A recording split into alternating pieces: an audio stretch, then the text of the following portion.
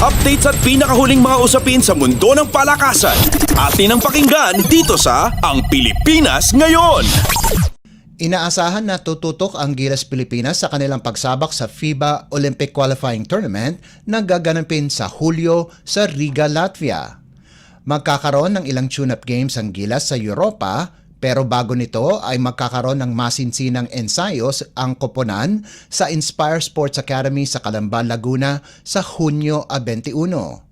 Ayon sa Samahang Basketball ng Pilipinas o SBP, magkakaroon ang Gilas ng tune-up game sa Turkey sa Hunyo 27 pagkatapos ng kanilang training camp. Sinabi ni Gilas head coach Tim Cone na dahil mga taga-Europa ang kanilang mga kalaban sa qualifiers, nais niyang makalaban ang ibang European teams para makita ang kanilang galawan nang sa gayon ay makapag-adjust ang kanyang tropa. Napabilang sa Group A ang Pilipinas kasama ang bansang Latvia at Georgia, habang nasa Group B naman ang bansang Brazil, Cameroon at Montenegro.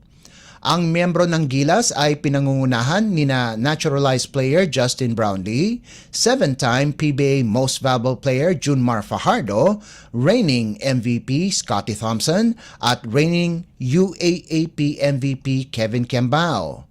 Kasama din sa Gilas sina Chris Newsom, CJ Perez, Dwight Ramos, Calvin Oftana, Kai Soto, Mason Amos, Carl Tamayo, Japeth Aguilar at AJ Edu.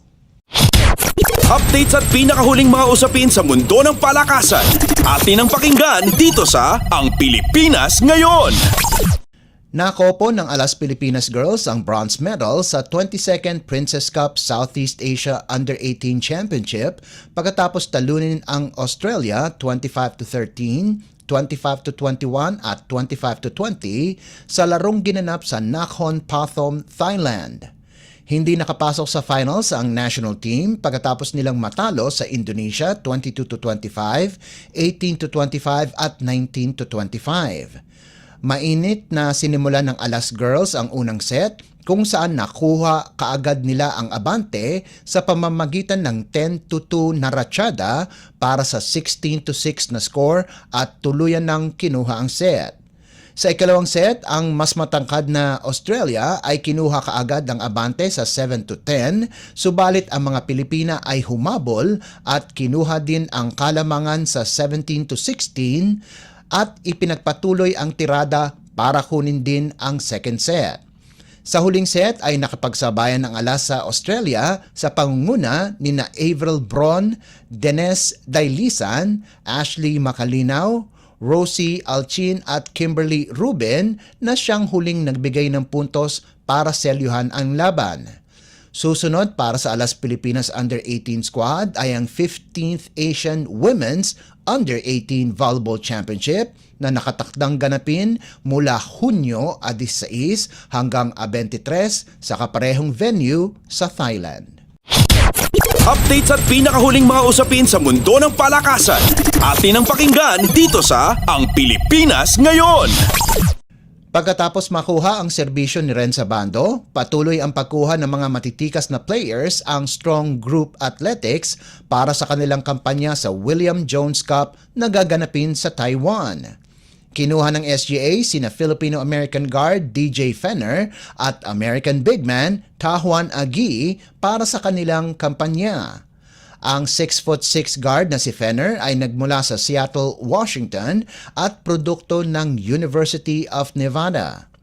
Ang 30 anyos na si Fenner, na may lahing katutubong Malabon, ay nakapaglaro na ng profesional sa mga European clubs gaya ng Greece, Hungary, Bosnia, Serbia, Portugal, Poland at the Netherlands.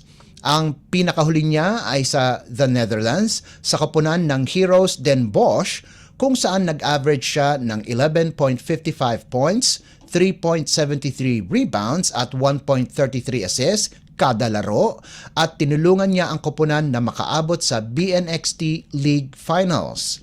Samantala, ang 26 anyos na big man na si Agi naman ay nagmula ng Chicago. Kahit hindi siya napili sa 2020 NBA Draft, Nakapaglaro siya sa Bulgaria, Germany at New Zealand. Kamakailan lamang ay naglaro siya para sa France para sa koponan ng BCM Gravelines Dunkerque. Bukod kay Bando, makakasama ni Fener at Agi sina Kiefer Ravena, RJ Abarientos, Angelo Kawami, Jordan Heading, Kylan Chongson at Chris McCullough.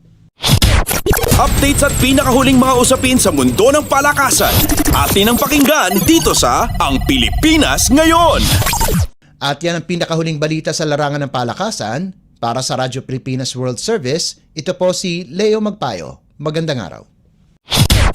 Updates at pinakahuling mga usapin sa mundo ng palakasan. Atin ang pakinggan dito sa Ang Pilipinas Ngayon.